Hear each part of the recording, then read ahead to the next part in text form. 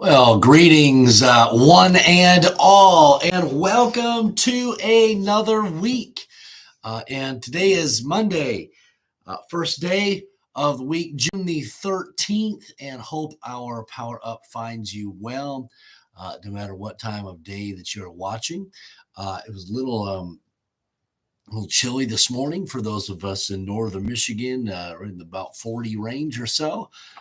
But it looks like it's going to be the beginning of a beautiful day and a beautiful week. And so I hope our Power Up finds you well. I trust that you had a good day in church yesterday, wherever it is you're watching from, wherever it is that you spent your time yesterday in church, and hopefully you had a great day. And it was good to be in the house of the Lord yesterday. Good to be with God's people and worshiping the Lord together. And hey, if you weren't able to be in church, hey, try to be at church, in church, wherever you're watching from, at its next scheduled service. And man, there's no substitute for it. I hope that you'll find your place to a church somewhere. For a midweek service, even. Okay, here we go. We've got a long way to go here today.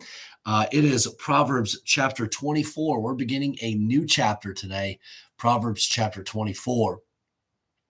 And I would encourage you to join me there, find your copy of the Bible, and let's look at chapter number 24 of the book of Proverbs. Let's look verse number 1.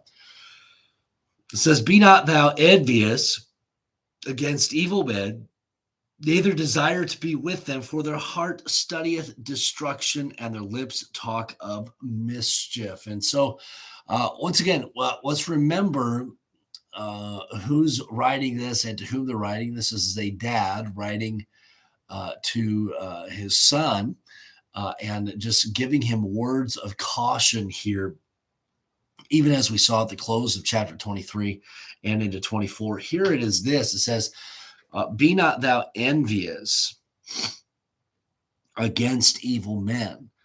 And sometimes our difficulty in this life is we see the world, we see sin that seems to go unpunished. We see the world seems to even enjoy life and attain the things of this life. We can see that sometimes, and we can desire the life that they have. And I just want to bring this back to your memory. Uh, we've got to be mindful of this: is that we are living for something greater than this life. And our focus is not in the things that we gain in this life, but rather our focus ought to be on that which is eternal. And we looked at this and looked at scriptures yesterday, speaking to this fact that we are to be laying up for ourselves treasures in heaven. And so our focus ought to be right in that way. And then we noted that the things in this world, they just do not last. And so as we look at the world and even consider in verse number 1 here, the evil men, let's not be desirous of the life or the lifestyle that the world has to offer. It says here also, neither desire to be with them. Okay. And we've got to, there's this kind of is a twofold thought here. First of all, this desire to be with them. We ought to be reaching the lost. Okay. The lost, the world ought to see a difference in us.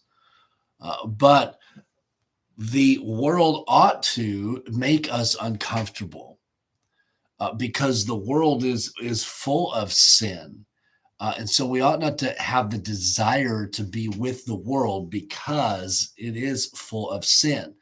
And so that's why we sing sometimes or sang sometimes as kids, the things I used to say, don't say them anymore. The things I used to hear, don't listen to them anymore. Or the things I used to listen to, don't listen to them anymore. Places I used to go, don't go there anymore. Because there's been a great change since I've been born again. And so You think about who we are as believers. We are, or we should be, becoming different from the world. We are to be separate from the world. And so, as we consider the thought here of not being envious of the world, not of the things of this world, not of the lifestyle of this world, and we ought not to even have the desire, because our desire is to become more like Jesus Christ. The world ought to see that difference, and we ought to show the world that love of Christ, and then also preach that, hey, because of sin, there is a judgment coming, and we need to warn the world of that judgment. Now, verse number 2, which we've already mentioned, speaking of the evil men, it says, "For their heart studieth destruction, and their lips talk of mischief." Think about what we see and what we hear daily on the news. And let's just take, for example, in Washington, in Lansing here, wherever you're watching from, the politicians of the day, their heart studieth destruction. What does the news feed off? Feed off of? They feed off of the negative. They feed off of destruction. What do our politicians claim to have all of the answers for all of our problems? And what happens? More problems are caused. And so their heart studieth destruction. It looks for mischief. It looks for opportunities to wreak and create havoc. That's the evil, the heart of the evil man. And then also it says, their lips talk of mischief, or we could say maybe sin, trouble, and the like. Okay. And so their lips speak of those things. Look on the news. What is talked about? Look, what do our politicians talk about? And if we're not careful, get this now, if we're not careful, we can fall the same trap and talk about all of the negative and all of the bad that is going on. Their lips talk of mischief. And I'll be honest with you, there's a lot of negative, there's a lot of bad, there's a lot of wickedness out there. But as a Christian, as somebody who is following the Lord, we've got so much to look forward to. We've got so much to be thankful for. And so let's make sure that we are remaining positive, because we have the answers that the world is looking for. The world doesn't need another politician. The world doesn't need another regulation.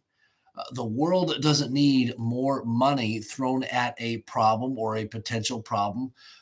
It doesn't need a government program. What does the world need? The world needs to be introduced to Jesus, and it needs Christians getting serious about their relationship with the Lord and getting serious about what God has called them to do. And the challenge for us today is, are we serious about why we are here on this earth? And if not, man, we need to get serious. We need to refocus so that we can become the believer that we ought to be. And we ought to refocus our lives on that which is truly important. Now, let's look. Man, we're already almost out of time. Let me give you these next two verses here. It says, "Through wisdom is a house builded,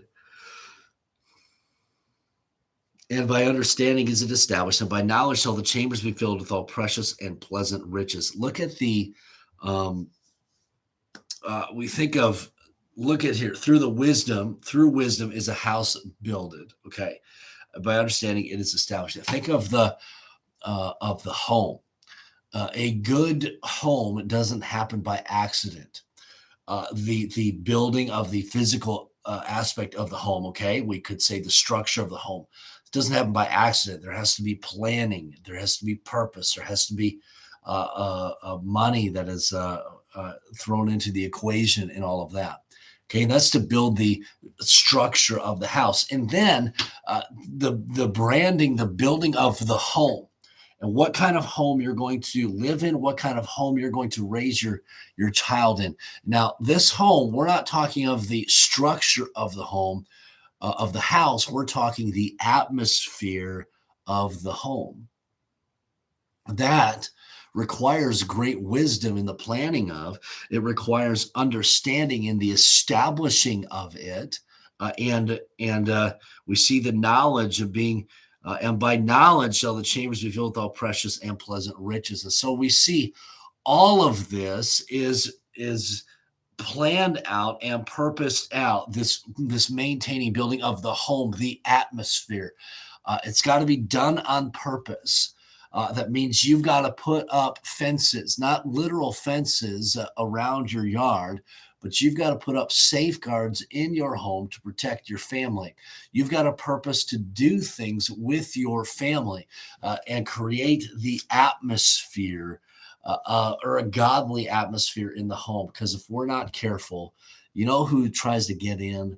Satan tries to get in. It has been, I'm going to be honest with you, it has been, as we have watched some shows on television, we watch sometimes some of the old shows, Leave It to Beaver and the Dick Van Dyke Show, Andy Griffith Show, all those, some of the old classic shows. And it has been disgusting to see, even during this month, which our world has dubbed this month Pride Month. I don't support that in any way. In fact, the Bible speaks about pride quite often. It also speaks about homosexuality, and not once does it approve of the sin of sodomy and homosexuality. Okay, but man, it's been disgusting to see the commercials promoting that lifestyle.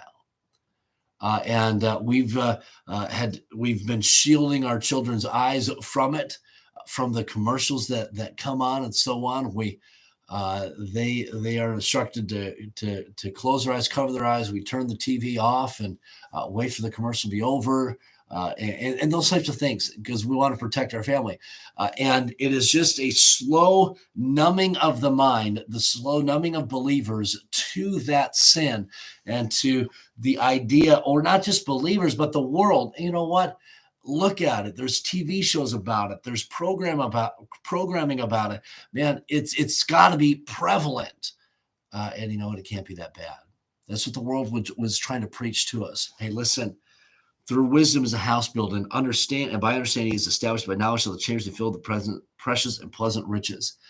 I would say this: those pleasant and present riches aren't just the tangible things that we have, but you know what? It's the building of relationships within the family unit that I believe are pleasant and pleasant riches and precious riches. Those relationships with your spouse, with your children, are so precious. And there's nothing greater. You know what? Anybody can go down to Walmart and buy a piece of furniture. Anybody can go to the furniture store and get something. But you know what? What truly satisfies is when the house becomes a home. And so you've got to purpose that. It takes wisdom, understanding, and knowledge to create a godly atmosphere that makes a house a home. It's not always easy, but you know what? It's worth fighting for. And so I would challenge you today. Hey, let's strive in making your house a home. Don't give the devil a foothold, and don't leave the door open, because he'll blow right through it. Okay, I'm gonna leave you those couple of thoughts for the day, and we'll pick up in verse number 5 tomorrow. Let me give a couple shout outs to those who are watching. I know we went a little bit longer. I was debating whether to stop at the first 2 verses, but had to push through those next 2 verses, so we're a little bit later this morning. So for that, I apologize. Let me give a couple shout outs and I'll let you go. Brian and Cindy, good morning to you. Have a wonderful day. Sherry, greetings to you, and thank you for being on watching California. I know it's early for you, but appreciate you jumping on every morning and watching. Cliff and Karen, have a great day and good morning. Lynette, good morning to you. Thank you so much for watching.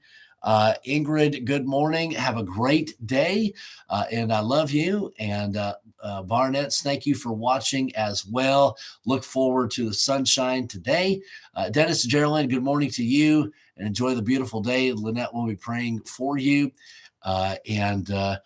pray for your health, and thank you for those comments after as well. Man, I am struggling here looking at there we go. Okay. And thank you so much for those comments, Lynette, as well. And hey, I agree. Got to have those boundaries. And a lot of people fight against the boundaries, but you know what? There's safety in those boundaries, and there's a life to be lived and enjoyed and there's great freedom living within the boundaries. And that's a message all by itself there. All right, I'll let you go. Thank you so much for watching. Be sure to like, share, and comment. If you're watching later in the day, hey, I would encourage you to comment before the video ends here, and love checking in on those comments throughout the day. Lord bless you all. Have a wonderful day.